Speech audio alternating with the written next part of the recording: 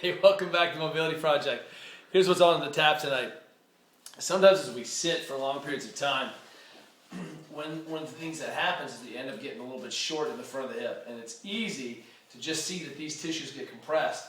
And you can do this test for yourself. Go ahead and stick your hands in your in your pockets or in your shorts, whatever. Grab your boardies and grab this big chunk of skin here. That's your cracklin. It's basically if we fried you up and ate the skin, we'd be right here where we start.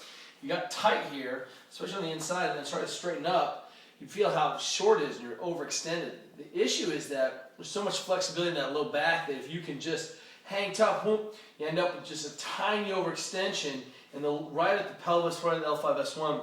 Most of us are strong enough and powerful enough that we can buffer that, and we end up a little bit over tilted all the time. We get a little bit hot to the low back. The issue is as I start to go from this slightly overextended economy into using a currency of being neutral, much more integrated, ends up that this tissue ends up really short, and it's a problem to kind of get in there. So, give you a couple ideas for today. Well, first thing is, come on over here. I've set it up. It's a little bit complicated, but on the bottom of the table here, I've got one of our jump stretch bands, and I'm going to do what is kind of a modified Thomas test. I don't need to memorize that, other than I'm going to really look at what happens with the leg. So, if I lay back here and drop my leg off the table and hold, and what's happening is you can see and recognize the flexion. Hey, Jupes. But I should be able to get the leg into extension.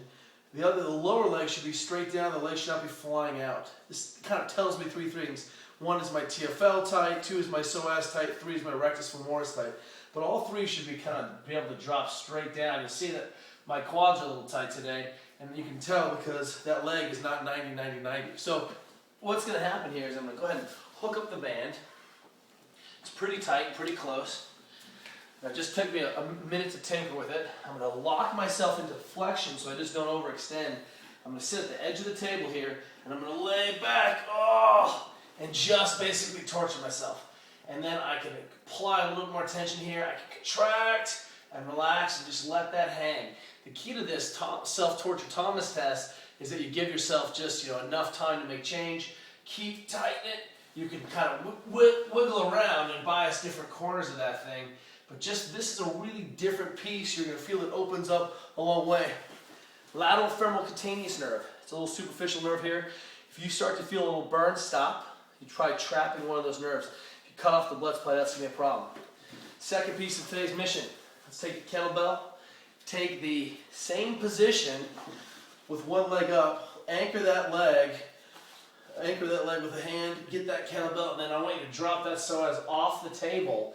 But this time, we've got the kettlebell giving you a little pressure in that psoas in full extension. It's actually hard to do this. We've done off maybe the side, but this is very powerful, and I can move back and forth and just hang out here, really capture some of those corners of that lower pelvis that we normally don't get when the leg isn't neutral. So, big thinking today.